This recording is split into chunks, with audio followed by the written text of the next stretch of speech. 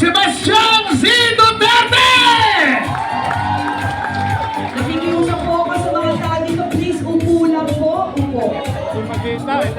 Sa ating pinakamamahal na Pangulo at Chairman ng Partido Demokratiko Pilipino, Pangulong Rodrigo Roa Duterte, sa lahat ng mga kasapi ng PDP, mula sa mga opisyal at mga membro sa buong Pilipinas, sa ating mga kapwa Pilipino, isang makasaysayang araw sa ating lahat.